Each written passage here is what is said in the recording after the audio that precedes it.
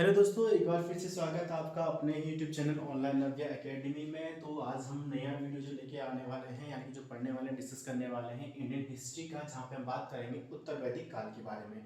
वैदिक सभ्यता हम पढ़ रहे हैं। वैदिक सभ्यता में हमने जिससे पहले जो वीडियो है वहाँ पर हमने ऋग्वैदिक काल पढ़ा था, जहाँ पे हमने ऋग्वैदिक काल जो था, ऋग्वैदिक काल में हमने 1500 से 1000 BC तक का इतिहास जो था, किस प्रकार के जो स्वयं के मनुष्य का प्रशासन था, राजनीति जो थी, प्रशासन समाज कैसा था, किस प्रकार के वो लोग रहते थे, प्रशासन कैसा था, वहाँ पर समाज किस प्रकार का था, राजा की स्थिति क्या थी, क्या क्या चीजें यहाँ पे वर्ण जो किस प्रकार से बटे हुए थे, सब चीजों के बारे में पढ़ा था। आज हम बात करेंगे उत्तर वैदिक काल के बारे में। उत्तर वैदिक काल के बारे में बात करेंगे किसमें, इस वीडियो में। ठीक है, उत्तर वैदिक काल का जो टाइम पीरियड आपका माना जाता है वो 1000 BC से 600 BC तक माना जाता है। ठीक है, हमने वहां पे एक चीज पढ़ी थी कि ऋग्वैदिक जो आर्य जो थे वो एक अर्ध घुमाकर के रूप में वो जीवन व्यतीत करते थे।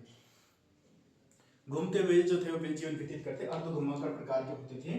ठीक है, तो अर्ध घुमाकर, लेकिन इस बार यानी कि जो उत्तर वैदिक काल में आता है, तो उत्तर वैदिक काल में आते आते उसके अंदर जो थे स्थायी मानव की या स्थायित्व की भावना उसके अंदर आ गई थी। ठीक है, हम यहाँ पढ़ रहे हैं उत्तर वैदिक काल में।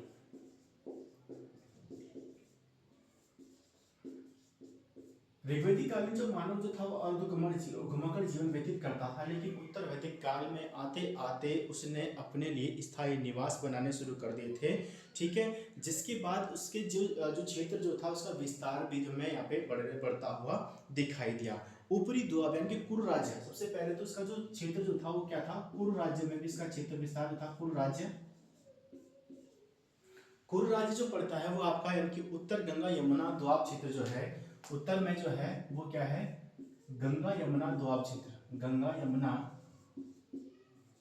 दोआब क्षेत्र जो था वहां तक फैला हुआ था। ठीक है, कुरु राज्य से लेकर हुए यानी कि आप ऊपरी दोआब क्षेत्र जो था, जहां से कि यहाँ पे जो राजा हुआ करते थे जन्मेजय, कुरु राज्य के जो राजा हुआ करते थे राजा परीक्षित और जन्मेजय जो राजा थे, और जन्मेजय ने ही क्या किए थे कि सर्प यज्ञ किए थे उसने। ठीक है, 2 सर्प दंश यज्ञ जो थे उन्होंने किए थे यहाँ पे। ठीक है, तो सर्प सत्र यज्ञ, सर्प दंश यज्ञ जो था, सत्र यज्ञ, सॉरी, सर्प सत्र यज्ञ जो था वो जन्मेजय के द्वारा करवाए गए थे, और कुरु राज्य के राजा जो थे परीक्षित और जन्मेजय का वहाँ पे उल्लेख मिलता है। ठीक है, जो अब ऊपरी द्वार का जो मध्य भाग जो था उसमें भी इसका विस्तार हुआ था, जो कि आपका पांचाल राज्य, पांचाल कुरु राज्य, कुरु पांचाल विदेह, कुरु पांचाल राज्य। उत्तर वैदिक कालीन जो आर्य जो थे वो फैले जो थे, ठीक है, इसमें फैले हुए थे। और जैसे कि हम इलाहाबाद का भागलपुर लेते हैं, भागलपुर, भागलपुर डिस्ट्रिक्ट जो है, भागलपुर, भागलपुर इलाहाबाद, तो यहां से भी इसकी जानकारी हमें देखने को मिलती है, जो इसका विस्तार हुआ था। यानी कि जो उत्तर वैदिक कालीन आर्य जो था, इनका जो विस्तार जो हुआ था वो किसमें हुआ था, वो हुआ था आपका कुरु राज्य, जो कि उत्तर गंगा यमुना दोआब क्षेत्र जो था, यानी कि ऊपरी दोआब क्षेत्र में हुआ था। ऊपरी दोआब क्षेत्र का मध्य भाग यानी कि पांचाल राज्य हो गया, और साथ ही भागलपुर बिहार जो था, यानी कि मध्य गंगा घाटी या इलाहाबाद से लेकर, मध्य गंगा घाटी में इलाहाबाद से लेकर भागलपुर बिहार तक जो था, उत्तर वैदिक कालीन जो आर्य का जो एक विस्तार यहाँ पर हुआ करता था। ठीक है, कौशल राज्य जो था इसकी जानकारी हमें मिलती है, कौशल राज्य सरयू नदी के तट पर जो अयोध्या, ठीक है, कौशल राज्य सरयू नदी के किनारे, ठीक है, और काशी में जो वर्णावती नदी है, और विदेह राज्य हुआ करता सदानीरा नदी के तट पर था, यानी कि गंडक, सदानीरा तो उसका तत्कालीन नाम था, ऋग्वैदिक कालीन नाम, अभी उसको गंडक के नाम से जानते हैं। ठीक है, तो सदानीरा नदी के किनारे जो था विदेह राज्य था, और भागलपुर से बंगाल तक का जो था, जो निम्न गंगा घाटी जो आती है वहां तक जो था वो एक इस राज्य का यहाँ पर शतपथ जो उल्लेख मिलता है, इनके उत्तर वैदिक कालीन राज्यों का उल्लेख मिलता है, जिसकी जानकारी हमें शतपथ ब्राह्मण से मिलती है। शतपथ ब्राह्मण ऋग्वैदिक काल का ब्राह्मण ग्रंथ है शतपथ ब्राह्मण, तो इससे हमें इसकी जानकारी मिलती है ऋग्वेद का। ठीक है, तो इसके जो राज्य जो था वो राज्य जो था वो क्षेत्र पर आधारित था। जो उत्तर वैदिक कालीन प्रशासन जो था वो राज्य जो था वो क्षेत्र पर आधारित था, और क्षेत्र पर आधारित होने के साथ साथ यहाँ के लोगों का जीवन जो था वो स्थायी था। एक क्षेत्र जो था, एक जो हमें जानकारी मिलती है कि क्षेत्र पर आधारित था, क्षेत्रवाद या क्षेत्र पर आधारित था, और इस काल के मनुष्य का जीवन जो था वो स्थायी बन गया था। स्थायी रूप से मनुष्य यहाँ पे जीवन व्यतीत करने लग गया था, और स्थायी तो उसके अंतर्गत आ गया था। अब यहाँ पे हमने ऋग्वैदिक काल में पढ़ा कि वहां पर कर प्रणाली नहीं थी, लेकिन यहाँ पर कर प्रणाली का विकसित यहाँ पे हो गई थी। कर प्रणाली का विकास यहाँ पर हो गया था, और वहां पे जो हमने पढ़ा था ऋग्वैदिक काल में कर प्रणाली नहीं थी, लेकिन एकमात्र कर जो था वो था बलि नामक कर था, जो कि स्वैच्छिक रूप से देना होता था। लेकिन यहाँ पर जो थे अनिवार्य रूप से, बलि तो अनिवार्य हो गया पे, ठीक, कर प्रणाली बड़ी, तो जहाँ पे बलि ऋग्वेदिक काल में अनिवार्य जो क्या था स्वैच्छिक था, वो यहाँ पे अनिवार्य हो गया, अनिवार्य हो गया, क्या हो गया, अनिवार्य कर हो गया। कौन सा कर, बलि कर। ऋग्वेदिक काल में बलि कर स्वैच्छिक था, देना हो तो दो, नहीं देना है तो मत दो, ठीक है। लेकिन उत्तर वैदिक काल में आते हुए जो बलि नामक जो कर था वो अनिवार्य रूप से दिया जाने को कहा गया। साथ ही इसके अलावा भाग, भाग यानी कि एक होता था राजस्व कर, भाग होता था राजस्व कर, और चुंगी, भाग कर, चुंगी कर आदि कर जो थे, यानी कि शुल्क जो था, यानी कि चुंगी कर शुल्क जो था वो यहाँ पर विकसित हो गया और उसको यहाँ पर जनता से वसूला जाने लगा। अब ये जो कर जो थे, अब जनता को जवाब भी तो देना है कि कर किस लिए लिया जा रहा है, कर किस लिए लिया जा रहा है। तो अब देखो कर किस लिए लिया जा रहा है, तो यानी कि हमने ऋग्वेदिक काल में पढ़ा था कोई स्थायी सेना नहीं थी, इसलिए कर प्रणाली नहीं थी। यहाँ पे क्या हुई थी, राजाओं के द्वारा स्थायी सेना रखना शुरू कर दिया गया था। राजाओं के द्वारा स्थायी सेना का यहाँ पे विकास किया गया, स्थायी सेना को रखना शुरू कर दिया। हमने ऋग्वेदिक काल में पढ़ा हुआ है, ऋग्वेदिक काल अगर आपने पढ़ लिया वीडियो तो उसमें आपने पढ़ा हुआ है कि कर प्रणाली यहाँ पे विकसित नहीं थी, एकमात्र कर था बलि जो कि स्वैच्छिक था, ठीक है। लेकिन यहाँ पर आते आते कर प्रणाली का विकास हुआ। उत्तर वैदिक काल में कर प्रणाली का विकास हुआ तो कर के रूप में बलि जो था, जो उस समय स्वैच्छिक कर था ऋग्वेदिक काल में, उत्तर वैदिक काल में उसको अनिवार्य कर दिया गया। वहीं साथ ही उसके अलावा बलि के अलावा भाग और चुंगी यानी कि शुल्क जो कर जो थे वो भी यहाँ पे लगाए गए। क्यों लगाए गए, अब देखिए भाई कर लगाए जा रहे तो कुछ तो सुविधाएं देनी होगी, तो क्या सुविधाएं दी गई जनता को, स्थायी सेना राजा ने अपनी बनानी शुरू कर दी, ठीक है। इसमें राज्य पद जो था, राज्य पद जो था उसकी जानकारी अभी मिलती। राजा का पद जो था वो माना जाने लगा, यहाँ पे वहां पे क्या था, राजा का पद जो था वो स्थायी जो था, सीमित था, ठीक है। यहाँ पे क्या था, राजपद जो था इसमें मिलती है जानकारी, और यहाँ पर यज्ञ प्रणाली की भी जानकारी मिलती है। यज्ञ प्रणाली का विकास हुआ, यज्ञ प्रणाली का विकास आपका कहाँ पे हुआ है, मेन तौर पे अलग अलग तरीके से यज्ञ प्रणाली का विकास हुआ है उत्तर वैदिक काल में, जहाँ पर राजसूय यज्ञ, अश्वमेध यज्ञ, राजसूय यज्ञ, अश्वमेध यज्ञ और वाजपेय यज्ञों का यहाँ पर वर्णन मिलता है। राजसूय, वाजपेय और अश्वमेध यज्ञों का वर्णन मिलता है। तो यहाँ पर आते आते, वैसे तो मैं जो ऋग्वैदिक काल के लोगों से मैं वेदों की यानी कि जो यज्ञ वेदिकाओं और अग्निकुंडों की भी जानकारी मिलती है, इससे पता चलता है कि यज्ञ अनुष्ठान करते थे वो, ठीक है। लेकिन यहाँ पे आते आते उस प्रणाली को और विस्तार हुआ है, यज्ञ प्रणाली का विस्तार हुआ है उत्तर वैदिक काल में, जहाँ पर 3 प्रकार के यज्ञ का वर्णन मिलता है, वाजसेय, राजसूय और अश्वमेध यज्ञ का यहाँ पर वर्णन मिलता है। जनजातीय समूह जो थे वो 2 ही हुआ करते थे। यहाँ पे भी जैसे हमने पहले पढ़ा था कि राजा की सहायता के लिए 2 समूह हुआ करते थे, 2 समिति थे, सभा और समिति। तो यहाँ पर जो सभा एवं समिति जो राजा की सहायता के लिए होती थी वही थी यहाँ पर, जिनको जनजातीय समूह के नाम से भी यहाँ पर डिनोट किया गया है, ठीक है। अब हमने ऋग्वैदिक काल में जो प्रशासनिक की सबसे छोटी इकाई जो थी हमने यहाँ पे पढ़ी थी कुल, कुल के बाद हमने पढ़ी थी ग्राम, ग्राम के बाद हमने पढ़ी थी विश्व, विश्व के बाद हमने पढ़ी थी जन, और जन के बाद हमने पढ़ी थी राष्ट्र, पढ़ा था, है ना, ये चीज हमने पढ़ी थी यहाँ पे। तो अब यहाँ पे क्या हुआ, उत्तर वैदिक काल में आते आते जो प्रणाली जो थी, ये जो प्रणाली जो थी वो चेंज होती गई। वो चेंज क्या हुई, कुल जो था वो तो सेम था, कुलप रहा, कुलप के बाद ग्राम, ग्राम का प्रधान ग्रामीणी, ग्राम के बाद विश्व, विश्व का प्रधान विश्वपति, जन का हो गया राजन, और यही जनपद जो था वो बन गया, वही जन जो था वो बन गया जनपद, जनपद। अब इन जनपदों का जब विस्तार होगा तो ये बन गए महाजनपद, जिसके बाद हमारा जो नेक्स्ट टॉपिक हो महाजनपद होंगे, जो 16 महाजनपद होंगे, ठीक है। तो कुल, कुल के बाद ग्राम आए, ग्रामों से बनते हैं विश्व, विश्व से बने जन, और जन के बाद उत्तर वैदिक काल में एक और इकाई बन जुड़ी यहाँ पे, जिसको बोला गया जनपद। जनपद जो थे वो उनका आकार जो था या जो उनकी स्थिति जो थी है वो आर्थिक रूप से, प्रशासनिक रूप से, राजनीतिक रूप से बढ़ते गए, और उनका फैलाव जो है वो बढ़ता गया, और फैलाव बढ़ने के साथ ही वही जनपद जो है वो महाजनपद कही जाने लगी, ठीक है। तो यहाँ पे आते आते यहाँ पे एक और इकाई यहाँ पे जुड़ गई थी, वो थी जनपद की, ठीक है। यहाँ पे जो था, अब देखिए जैसे हमने पहले पढ़ा था कि ऋग्वैदिक काल में कृषि जो था इतना ज्यादा इसका महत्व नहीं था, लेकिन यहाँ पर कृषि का महत्व बढ़ गया, कृषि महत्वपूर्ण व्यवसाय जो था, वहां पे क्या था, वहां पे आपका पशुपालन मुख्य रूप से था।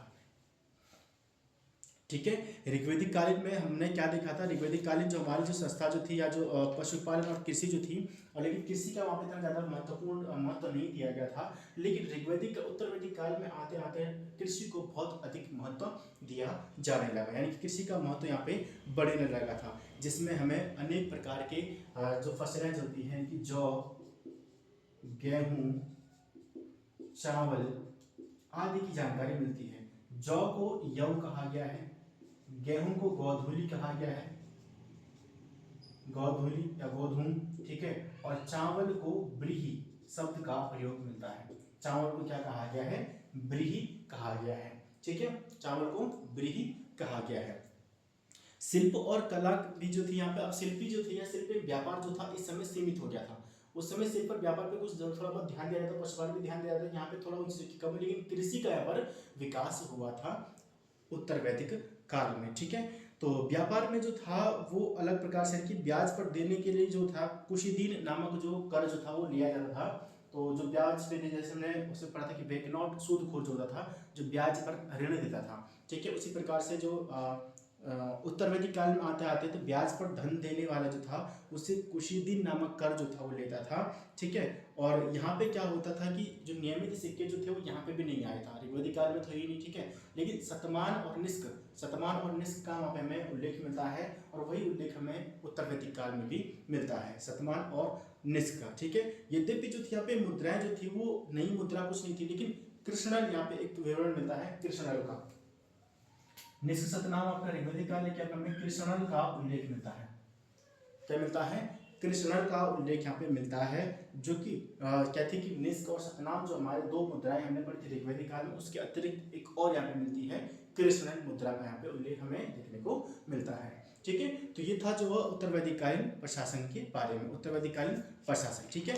अगला यहाँ पे इसमें देखे तो उसका समाज जो था, जो चातुर्वर्ण सिद्धांत हमने ऊपर पढ़ा था, ऋग्वैदिक काल में हमने 4 वर्णों के बारे में पढ़ा था, ब्राह्मण, क्षत्रिय, वैश्य, शूद्र, जो कि जो था उस समय क्या था, व्यवसाय के आधार पर था। ऋग्वैदिक काल में व्यवसाय के आधार पर था, लेकिन उत्तर वैदिक कालीन में अब ये चीजें थी वो जन्म के आधार पर हो गई थी, जन्म के आधार पर इन चीजों को कर दिया गया था, जन्म के आधार पर यहाँ पे जो इसकी जानकारी हमें यहाँ पे देखने को मिलती है, ठीक है।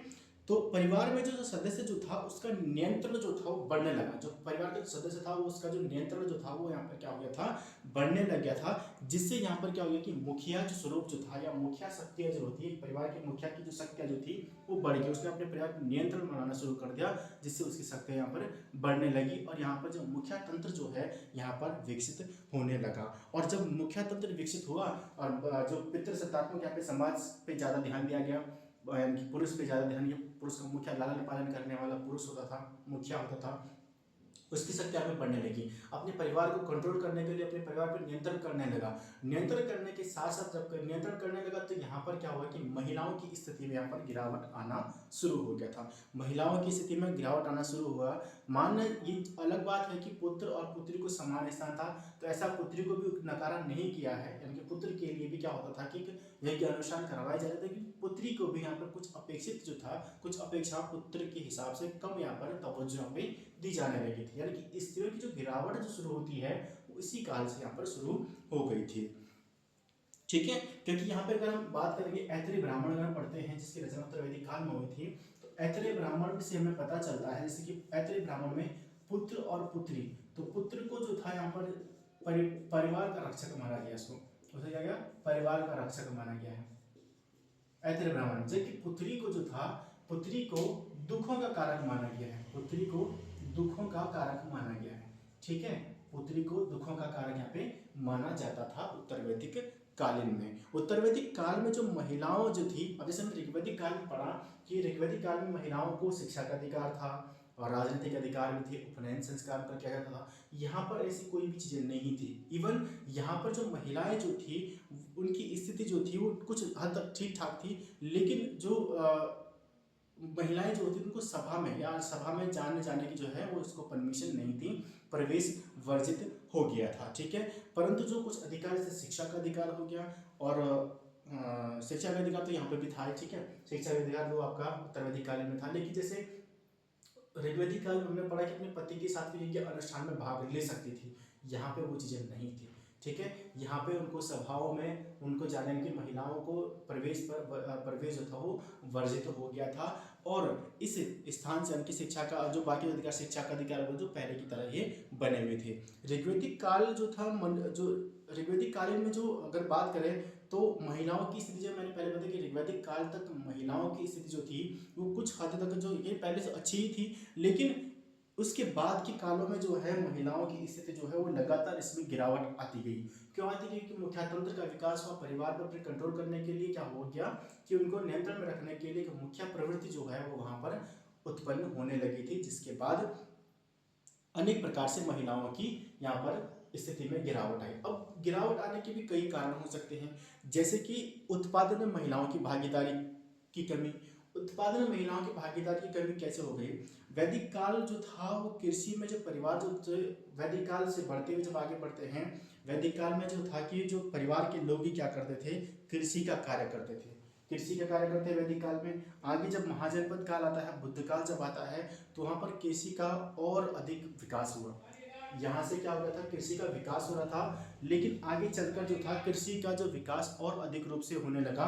कृषि का विकास और अधिक रूप से होने लगा तो यहाँ पर मनुष्य के द्वारा, तो आगे आते आते जो था वो मनुष्य यानी कि जो स्त्रियों की जो स्थिति थी वो गिरावट आने लगी थी, थोड़ा बीच में डिस्टर्बेंस हो गया था। ठीक है, तो इसी को दोबारा रिपीट कर लेता हूँ। उत्तर वैदिक काल जो था, उत्तर वैदिक कालीन जो मनुष्य जो था, मानव जो था, वैदिक काल में जो ऋग्वैदिक काल में जो था वो महिलाओं की स्थिति तो बहुत अच्छी थी वहाँ पर। तो यहाँ पर आगे आते आते जैसे कि कृषि वगैरह में जो था महिलाओं की जो कमी, यहाँ पे जो स्थिति जो थी वो उनकी तवज्जो जो थी वो कम होने लगी। क्यों? देखिए, वैदिक काल ऋग्वैदिक काल तक जो था परिवार ही क्या करता था? कृषि का कार्य कर रहा था। तो जितना पुरुष कार्य करता उतनी वहाँ पे महिला भी कार्य कर रही थी। लेकिन बुद्ध काल में आते आते या इसी आगे के कालों में आते आते कृषि का और अच्छे स्तर पर विकास होने लगा, और अच्छे स्तर पर विकास होने लगा तो और अधिक उपज होने लगी। अब उसके पास सीमित संसाधन से ज़्यादा उपज से ज़्यादा यानी कि अपनी ज़रूरत से ज़्यादा वो कमाने लगा, वहाँ पे उपज करने लगा। अब जब उपज कर रहा था, अपने से ऊपर की जब उपज कर रहा था, तो उसने क्या किया कि अपने लिए काम करने के लिए उसने दास दासियां रखनी शुरू कर दी। ठीक है, जो जिसके पास ज़्यादा ज़मीनें थी, जिसने ज़्यादा ज़मीनें ली, जिसने ज़्यादा अब उस समय तो ये चीज़ थी ना कि जितनी ज़्यादा मेहनत की वो उतनी ज़्यादा उसने ज़मीन अपना आप बना ली। किसी का वहाँ पे नाम लिख के थोड़े आया था कि इसकी ज़मीन है, इसकी ज़मीन है। जिसने मर्जी जितना हथियार लिया उसने उतना हथियार लिया था। ठीक है, तो वही चीज़ अब सिंपल सी भाषा में बोलने से इसको, तो जिसके पास जितनी अधिक ज़मीन थी उसकी उतनी ज़्यादा उपज थी। उतनी ज़्यादा उपज के लिए जब कृषि का विकास हुआ, उतनी ज़्यादा उपज हो रही है, तो उसको अब देखो उतने सारे खेतों में काम करने के लिए या उतने सारे जो कृषि के लिए उतने सारे लोगों की ज़रूरत पड़ेगी, तो उसने क्या किया? यहाँ पर दास दासियों को यहाँ पर रखना शुरू किया। यानी कि जिसका परिणाम क्या हुआ कि जो महिलाएं जो थी उनको घर तक ही सीमित रखा जाने लगा कि घर का काम करें और बाहर का काम पुरुष करें। ठीक है, या बाहर के काम अन्य लोग करें। तो महिलाओं की कमी जो थी, यानी महिलाओं का जो स्थिति में जो गिरावट आई है, तो उनकी भूमिका जो है वो उत्पादन यानी कृषि उत्पादन जो उसमें जो अपना भागीदारी जो होती थी उनमें थोड़ा सा गिरावट यहाँ पे आ गई थी, जिससे क्या हो उनके साथ साथ ही उनकी सामाजिक स्थिति में भी यहाँ पर गिरावट आ सकती है। तो पहला कारण तो ये हो सकता है।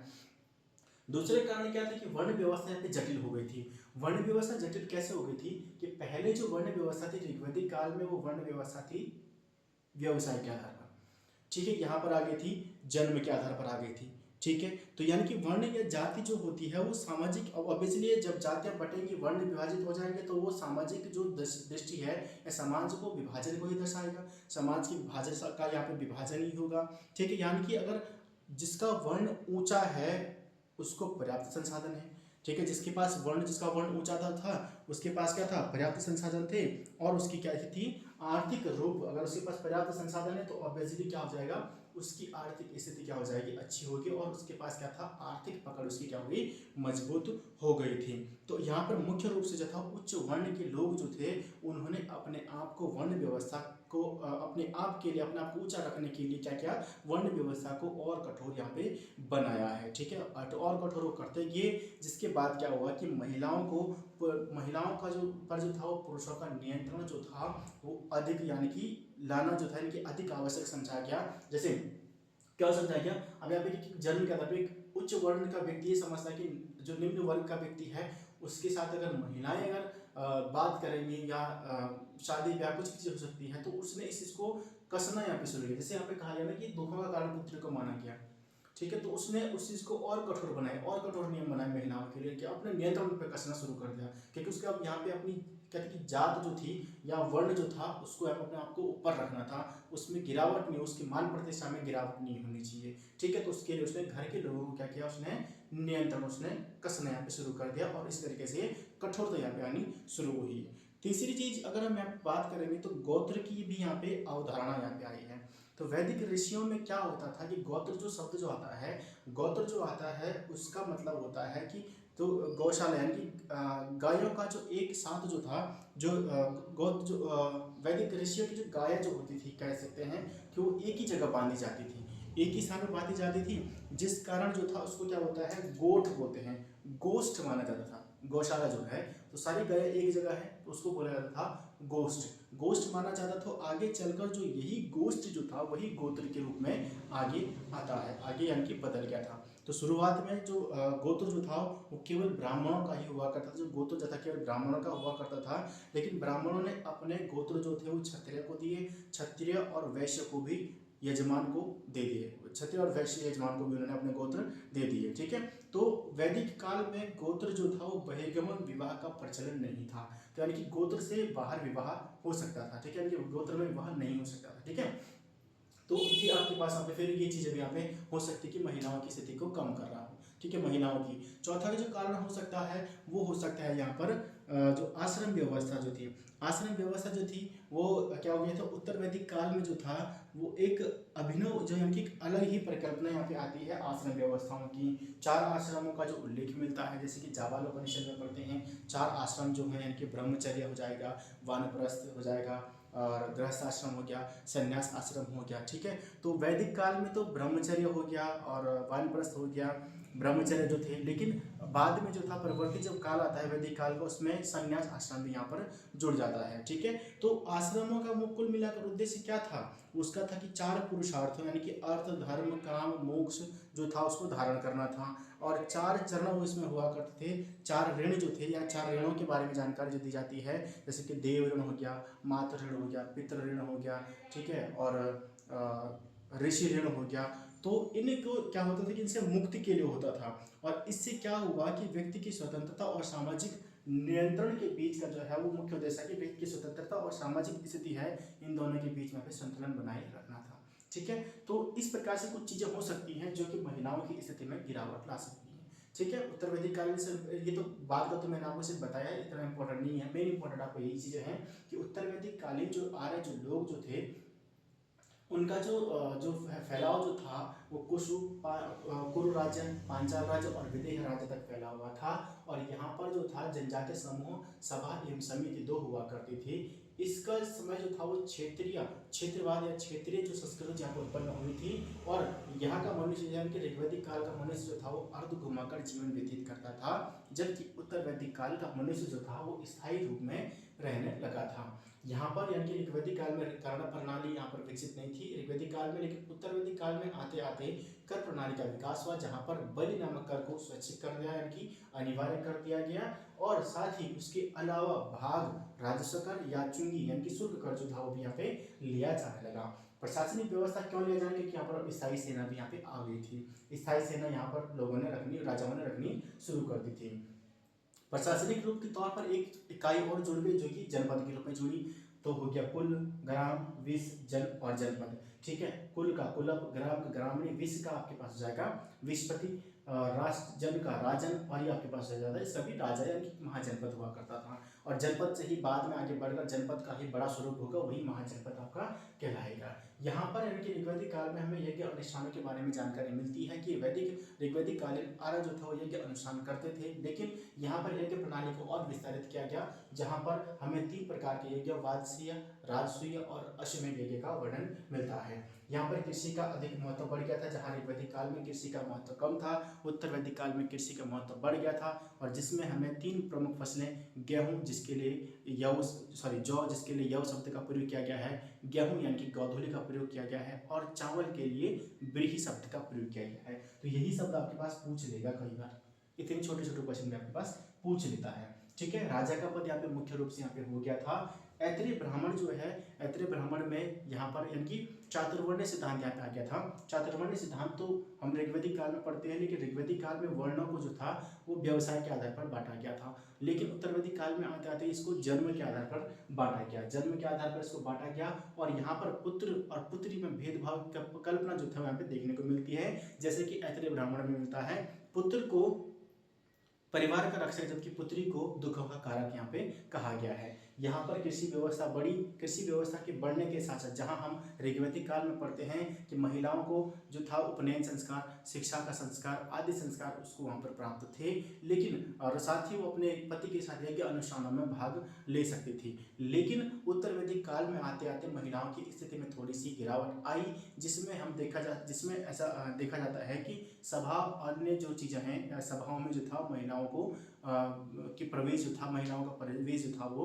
वर्जित हो गया था। तो और साथ ही शिक्षा वगैरह का अधिकार तो यहाँ पे था इसमें, ठीक है। और महिलाओं की जो स्थिति जो है वो लगातार इसके बाद यानी उत्तर वैदिक काल के बाद आगे बढ़कर बुद्ध काल आदि जो काल आते हैं उसके बाद वो घटती चली गई, उनकी स्थिति में गिरावट आती चली गई, जिसमें मुख्य कारण जो था जैसे कि उत्पादन की कमी, यानी कि कृषि उत्पादन में महिलाओं की जो योग्यता कम हो गई थी, वर्ण व्यवस्था जटिल हो गई थी, गोत्र की यहाँ पे अवधारणा आ गई थी, चारा आश्रमों की बात यहाँ पे जो आश्रम व्यवस्था जो आ गई थी, तो ये अनेक कारण इसके हो सकते हैं। तो कुल मिलाकर यहाँ पे हम कह सकते हैं कि जो ऋग्वैदिक उत्तर वैदिक काल जो था, ऋग्वैदिक काल की अपेक्षा जो भी चीज़ यहाँ पे हुई है वो कुछ यहाँ पे उल्टा यहाँ पे चलने लग गया था। यानी कि ऋग्वैदिक काल में जो था, उत्तर वैदिक काल में वर्ण व्यवस्था जटिल हो गई थी, महिलाओं की यहाँ पर स्थिति जो हुई कमजोर हो गई थी। मुख्य रूप से अपने नाम के याद रखने से कर प्रणाली कौन कौन से कर यहाँ पे स्टार्ट हो गए थे, यज्ञों के बारे में क्या क्या चीज़ें हैं, फसलें कौन कौन सी थी, ठीक है। चार वर्ण व्यवस्था जो है उत्तर वैदिक काल में किस आधार पर थी, वो आपके जन्म के आधार पर हो गई थी। सभा एवं समिति, मैंने पहले ऋग्वैदिक काल में बताया है कि सभा एवं समिति जो प्रजापति की दो पुत्रियां, दो हाथ दो अंग माने जाते थे राजा के, जो कि संभ्रांत लोगों के लिए सभा समिति सभा होती थी, समिति सामान्य जनता के लिए हुआ करती थी। कहाँ कहाँ इसका फैलाव था और जो इस पर कर क्या क्या थे, तो यही आपके पास उत्तर वैदिक काल में होने वाला है। तो ये उत्तर वैदिक काल का टॉपिक हम यहाँ पे खत्म करते हैं और हमारा जो था आदि ऐतिहासिक काल यहाँ पे खत्म होता है, ठीक है। कल से हमारा स्टार्ट हो जाएगा ऐतिहासिक काल, जहाँ पे हम प्राचीन भारत का इतिहास पढ़ेंगे, जहाँ हम सबसे पहले स्टार्ट करेंगे महाजनपद काल के बारे में। महाजनपद 16 महाजनपद का डिस्कशन होगा, फिर हम बुद्ध काल पढ़ेंगे, जैन धर्म वगैरह यहाँ पे पढ़ेंगे, ठीक है। तो चलिए मिलते हैं नए वीडियो के साथ, जय हिंद जय भारत और अच्छे से अपनी आप तैयारी करते रहिए।